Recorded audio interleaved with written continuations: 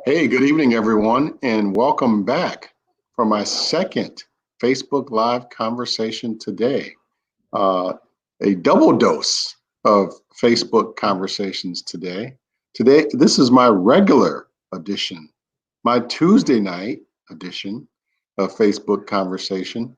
And I am so honored to have a friend of mine on to give us some really helpful information about what she does. As we stay at home during this COVID-19 pandemic, it is critically important that everyone has access to their water, their electric, their natural gas, and their sewer and utility services. So tonight, we're going to talk to Carrie Zalewski, the chair of the Illinois Commerce Commission. She was appointed by Governor Pritzker as the chair in April of 2019 to a 5-year position, 5-year term, and she is the first woman to hold that position on a permanent basis. Chairman Zalewski is uniquely qualified for the job that she now holds. She is an attorney. She has her Juris Doctor from the Chicago Kent Law School and her Bachelor of Science in Engineering from the University of Illinois at Urbana-Champaign. Prior to the Illinois Commerce Commission, Chairman Zalewski served nearly 10 years as a regulator on cases at the Illinois Pollution Control Board, where she adjudicated complex environmental cases. Before that, she served as Assistant Chief Counsel for the Illinois Department of Transportation. And she has also worked as an attorney in private practice.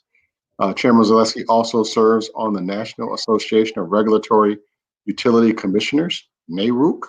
And I will tell you, she has her hands full with 4 kids at home and an attorney husband who stays busy as well. I don't know how they do it. Welcome, Chairman Zalewski. How are you? I'm well. I'm so grateful to be here, Representative. You know, I'm a big fan of you and your family, and so I'm honored to be included on your show. I'm also a fan and a growing fan base of your show that is gaining popularity. You have these incredible guests. I guess Senator Durbin was my opening act, which I never thought I'd ever say. But so I'm honored to be thought of and to be invited to talk about one of my favorite things, energy policy and energy issues, and to hopefully bring some information to your followers and your constituents. Thank you for the kind words. The Chris Welch show. I got to get used to that. Yeah. So tell me, how is everything at the Z household? I know how it is here at the Welch household. How's it going at the Z household? It's it's loud, but we're grateful to be safe and healthy. E-learning has been interesting, and it's just solidified what we've always known, that our teachers are the unsung heroes. Every time I see them on a Zoom, I pop my head in and I say, "Thank you for all that you do." I can never say it enough. But I'm very excited to talk to you about the commission. What we do is very technical in nature. I came to this job. I took electrical engineering classes where I thought I had an understanding because I knew how electrons move through the grid. But I soon found out that there's a lot more to it. There's a lot of very technical issues, and not everybody has. So tell us about the ICC. I mean, not everyone knows about it. I mean, Yeah. give us, tell it to us like we're 6 years old. That's the famous quote in Philadelphia. Tell it to us like we're 6 years old. Break it down for us. I'll break it down. So we regulate, kind of as you alluded to, the most essential services, gas, electricity, and water. And we ensure that you have clean water in your houses, that your house is warm, and that your lights and your laptops, and you can charge your phones, especially now in light of COVID. We're ensuring that the utilities are reliable and feeding electricity to the hospital. So it's become truly essential. And I have to say, it's been it's been great to see that we've had no major issues on the grid during this time. But we are a quasi-judicial bipartisan board made of 5 commissions, and we decide cases like rate cases and approving expenditures of utilities. Our staff is 220 strong, made up of some of the most dedicated group of professionals. We have economists, lawyers, engineers. We even have trained police officers on staff. And so all the credit and work truly goes to them. Every state has a PUC, a Public Utility Commission. We have the word commerce in our name, which may be a little deceiving because we regulate a little bit more than just utilities, and I can talk about that as well. I know you had Director Guthrie on as well, and so not to be confused with DCEO, but we are charged with ensuring we ensure reliable, safe, and least cost utilities, while also effectively maintaining the energy supplier market. So we live in a deregulated state, and what that means for consumers is they have a choice for either the default utility in gas and electric, or to go with an alternative retail electric supplier or Aries or alternative gas supplier. Let me ask you this: with so many residents finding themselves out of work, Chair, and their home due to the COVID-19 pandemic, what has been the ICC's response, and how are you helping families that are struggling to pay those utility bills with all those different suppliers? Yeah, that's a great question. So I am proud of our prompt and effective response. That the Commission believes that the ability to stay safely in one's home should not depend on financial conditions. Full stop. So in response to the COVID pandemic, we entered some emergency orders at our first meeting, which were unanimously voted on. And they basically did 4 things. First, it ceased disconnection of utilities. So if someone doesn't pay for a utility in normal times, the utility has the ability to shut them off for non-payment. During the state of emergency, this order requires that they do not shut off. Second, suspend the imposition of late fees. So utilities are also able to impose late fees if people are behind. And then third, we asked utilities to come to the Commission and file and design for a temporary basis for a set amount of time after the crisis is over, flexible payment plans. So during this time, people cannot be shut off, and there will be no late fees, but at some point they will have to pay to catch up if they did not pay during the state of emergency. And so in designing these plans, the utilities would come up with a flexible payment plan. Additionally, kind of related, we suspended the ability for these Aries, the alternative retail electric suppliers, and the gas suppliers to go door to door during the emergency, to protect both the solicitor, the Aries, but also obviously people in their homes. If people are still interested in signing up for these programs, they can do so online. But if someone is at your door trying to sell this, please call the Commission. We want to know, and we can help. And I'll also mention, I've already said a lot.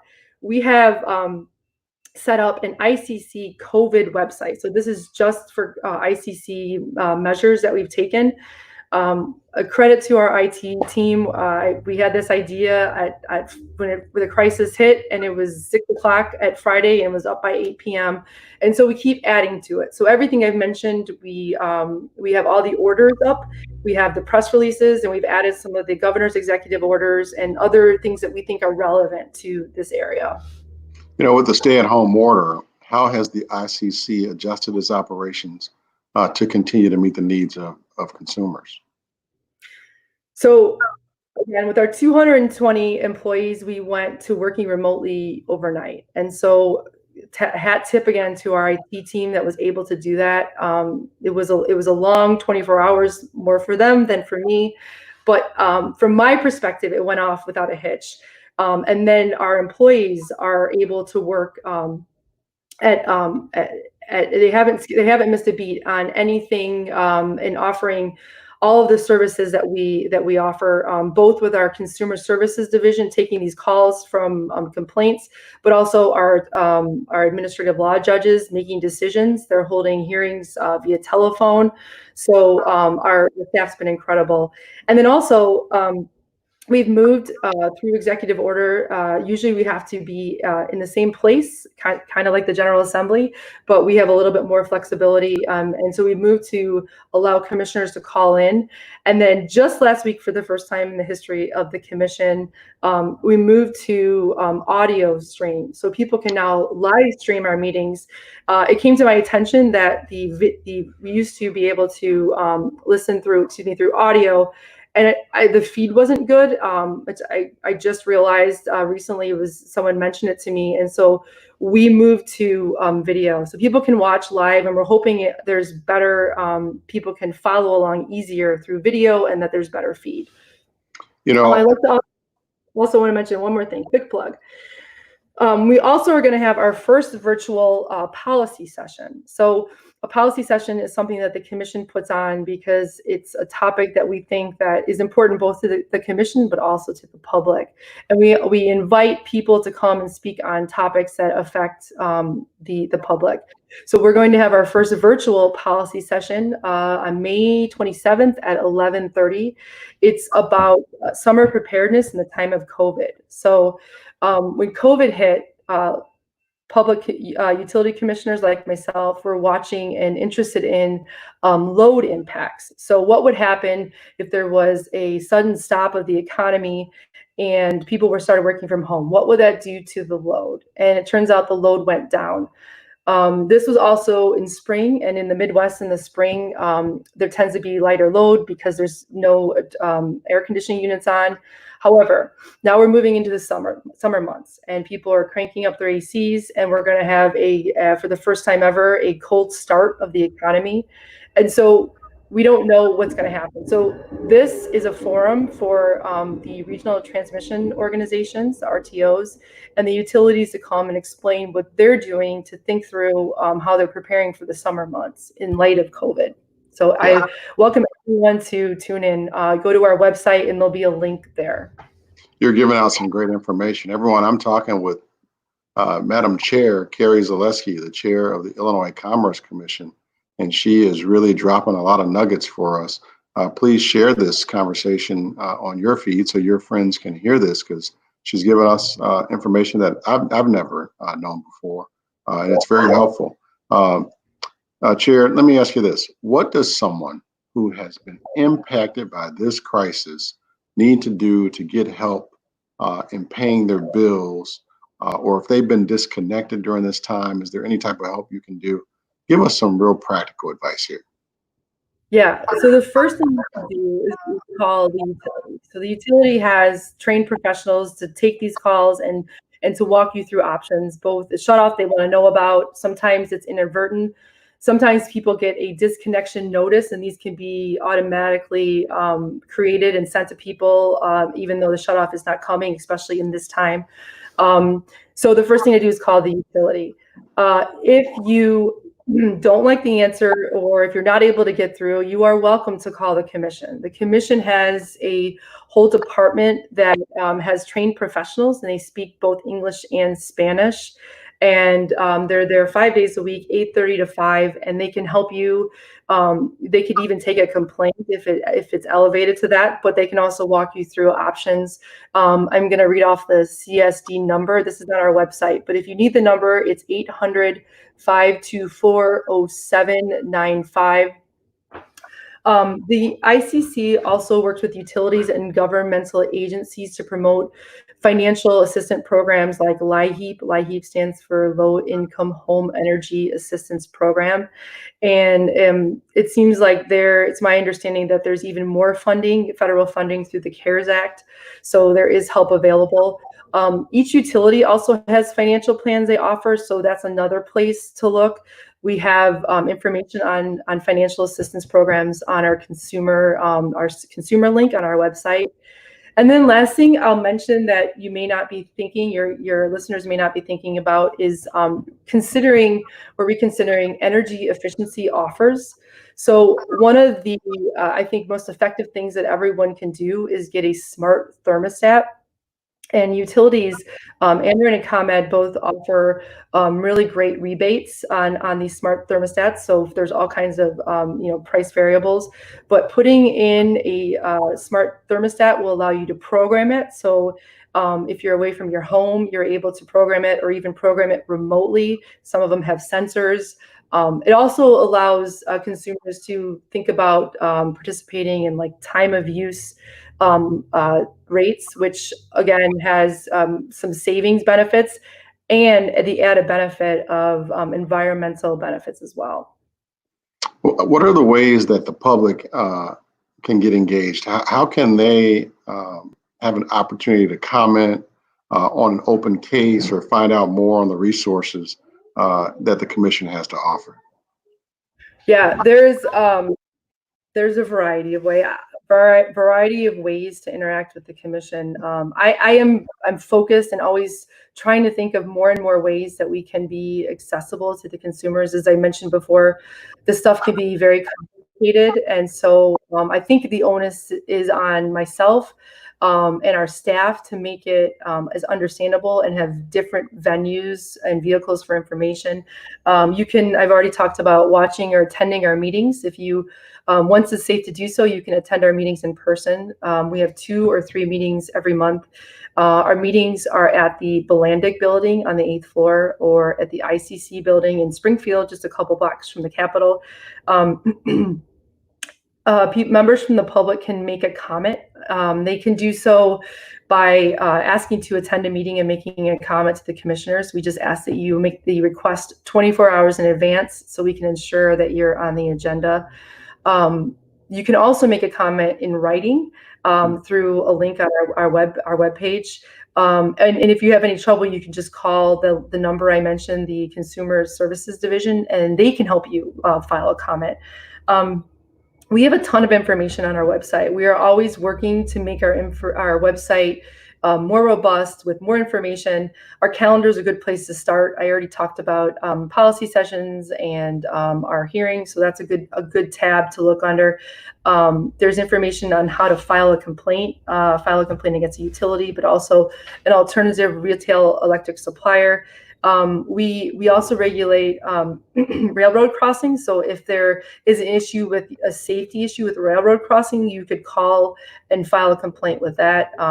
We regulate relocation towers. So if you see an issue with a tower, also on our website, we have the ARIES scorecard, so the alternative retail electric supplier. I'm trying not to say acronyms without defining them. That's a kind of an internal rule.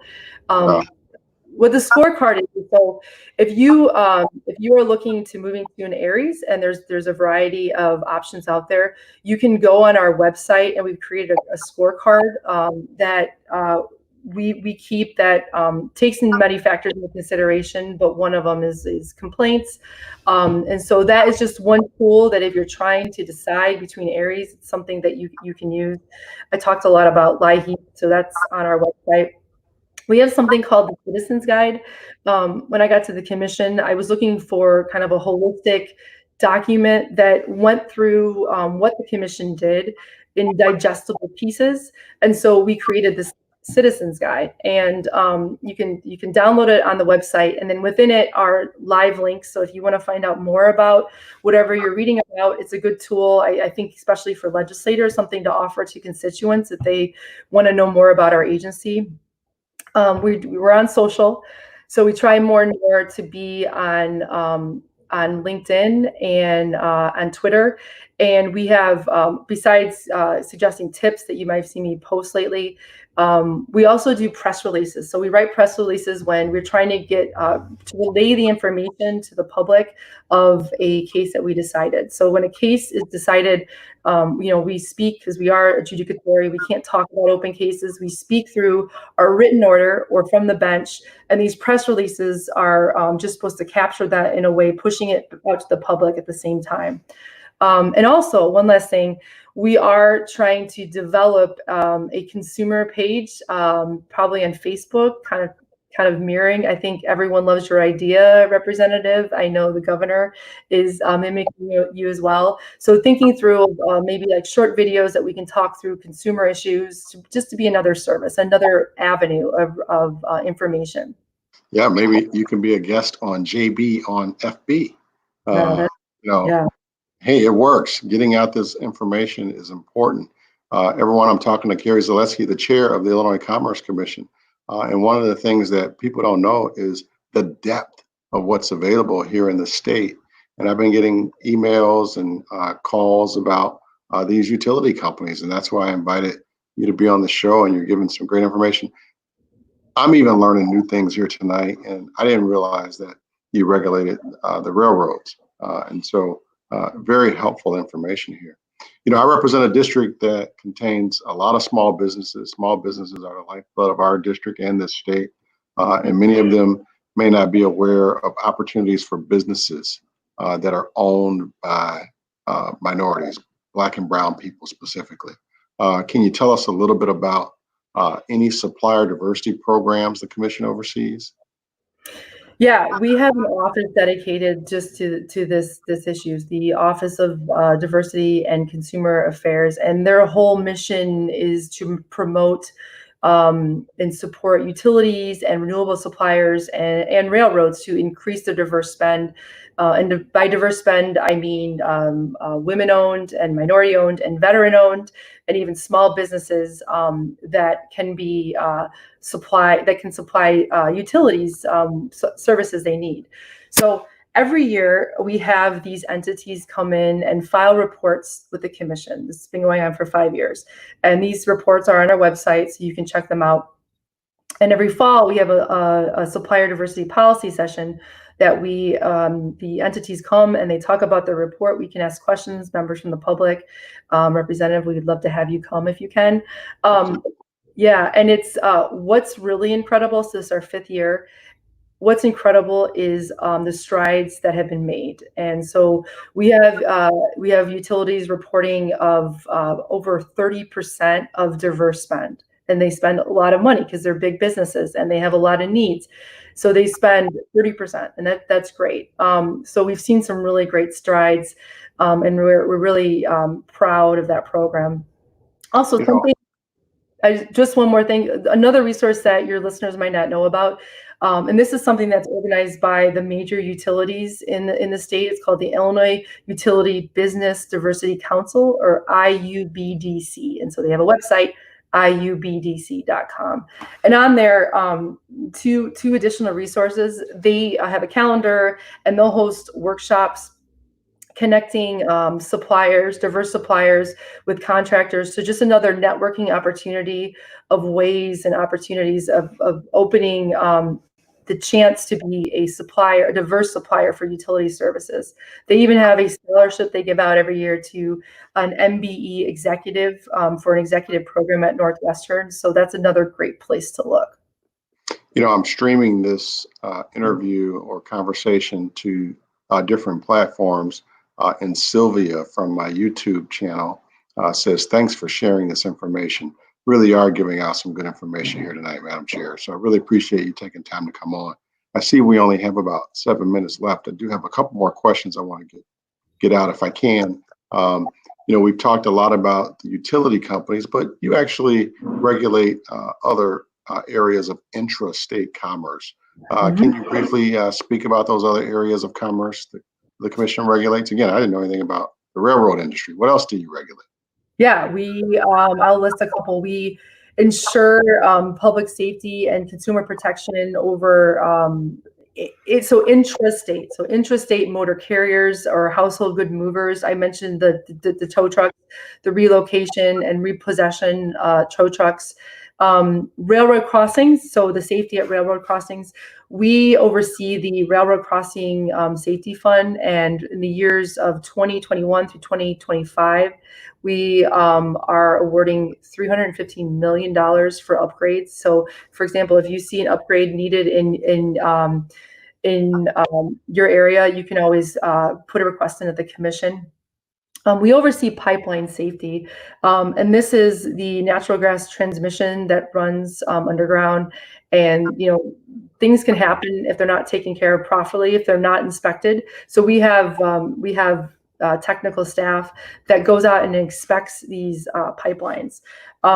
We also oversee one call. You probably heard of Julie and Digger, and so state law requires that before you dig, you call to make sure you're not going to hit any kind of line.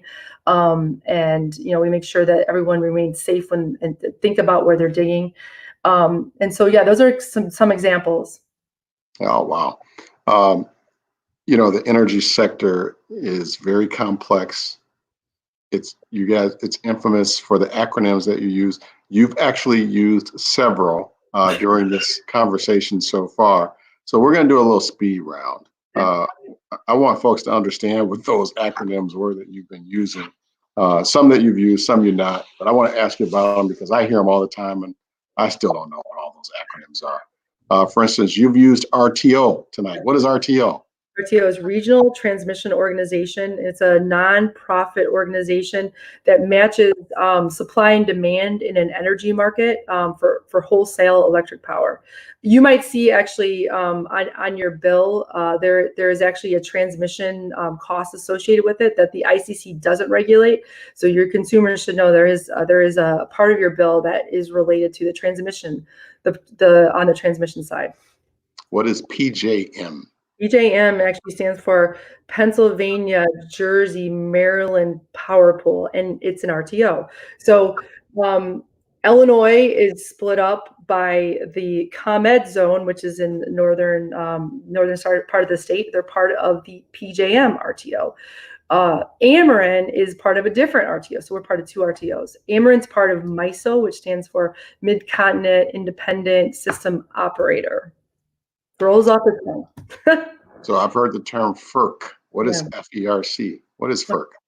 FERC is Federal Energy Regulatory Commission. They regulate transmission. They're on the federal side, intrastate, the transmission side of it, and they also regulate issues at RTOs. So it's kind of all related.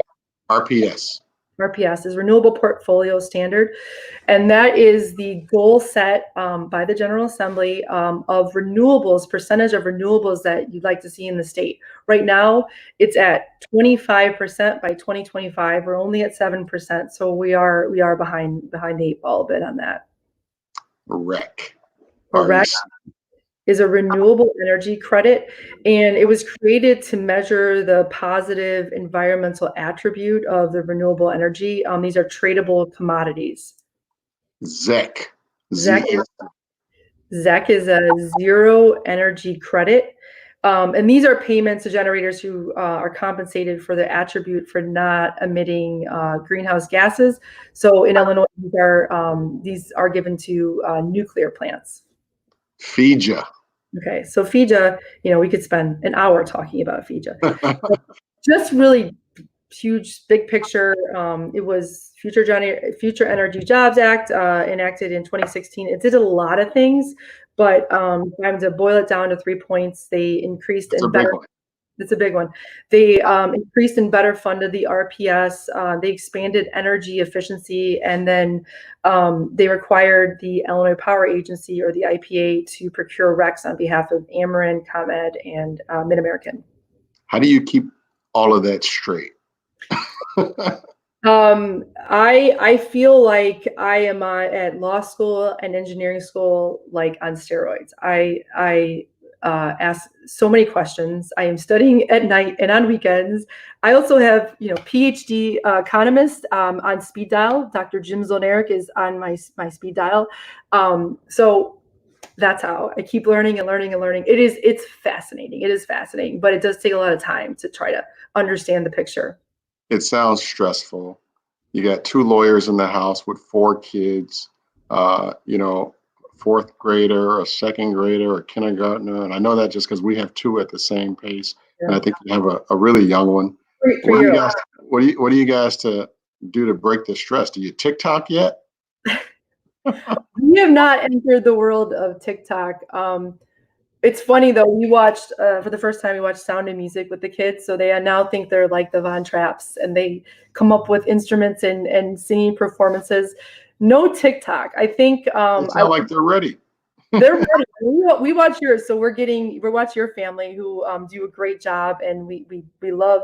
It brings joy to our house at a time like this. So we appreciate your TikToks, but maybe that's next on the agenda, because you're right. You can only clean so many closets That's and right. organize for so long before you start come. You need new ideas to be entertained. That's right. You know what? I see my time is up. You've been so great and kind, and I appreciate you taking the time to give us all of this helpful information here tonight. Thank you so much. Any final comments at all? Um, I just first of all, I want to be. I'm grateful for your work in Springfield and your leadership in fighting for working families. So I want to take the opportunity to say thank you for all that you're doing, and thank you for putting all this information out there. I'm watching your videos and I'm learning, so I appreciate it. And then finally, thank you for humoring me and letting me talk about one of my favorite things in the whole world, energy policy.